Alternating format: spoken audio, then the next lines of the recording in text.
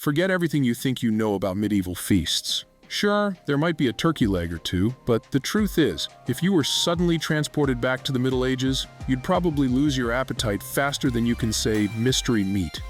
Get ready to explore a world where the food was as terrifying as the plague, and where dining was more about survival than satisfaction. Alright, let's set the scene. Imagine you're a peasant in medieval Europe. Your daily meal? A thick grayish-brown sludge called pottage. Sounds appetizing, right? This stew was a mix of anything that could be thrown into a pot. Vegetables, grains, maybe some herbs if you were lucky. Meat? Forget about it, unless you count the occasional rat or bird that fell into the pot by accident. And the smell, well, let's just say it was enough to keep even the hungriest thief at bay. Feeling a bit under the weather? Why not snack on a hedgehog? Those spiky little creatures weren't just cute, they were considered medicinal. The fat and intestines were believed to cure everything from sore throats to leprosy. And when medieval chefs wanted to get fancy, they'd roast the whole thing and wrap it in pastry. Nothing says luxury like a roast rodent in a flaky crust, right? If you thought your grandma's soup recipes were intense, wait until you hear about medieval fish bladder soup. Long before gelatin became a pantry staple, medieval cooks had to get a bit more creative. And by creative, I mean downright strange. To thicken their soups and sauces, they turned to the bladders of fish, particularly sturgeon. The process was as delightful as it sounds. After painstakingly extracting the bladders, they were squeezed and processed to produce a gooey, slimy substance that would make your broth nice and thick. The result?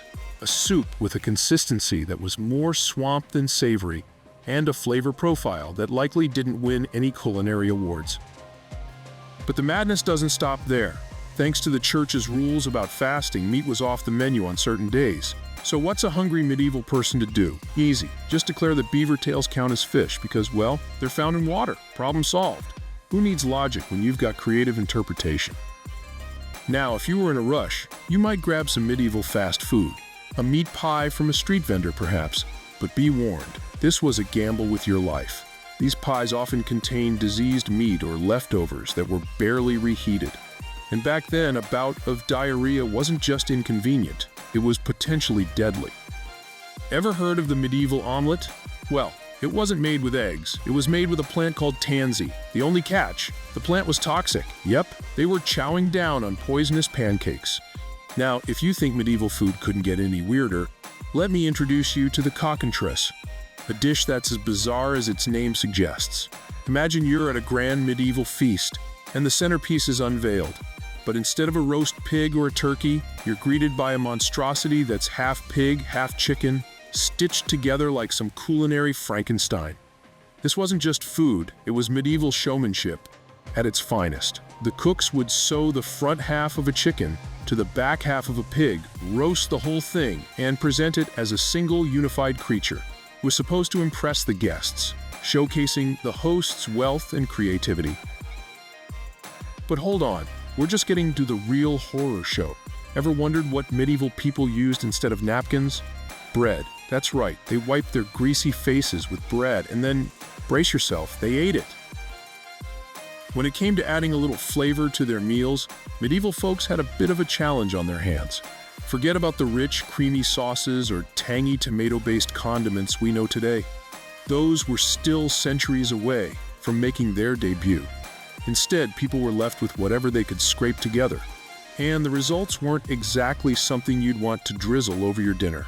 Their so-called sauces were often thick, lumpy concoctions that bore a closer resemblance to oatmeal than anything you'd find in a modern kitchen.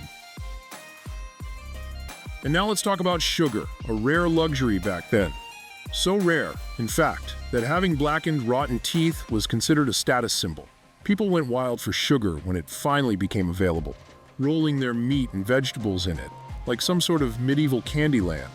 And then there's the lamprey craze, blood-sucking water monsters that look like something out of a nightmare.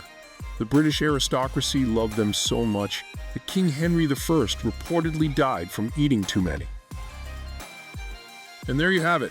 The next time someone romanticizes the Middle Ages, just remind them of the pottage, the Cockentrice, and the crusty bread. Sure, the knights and castles were cool, but the food?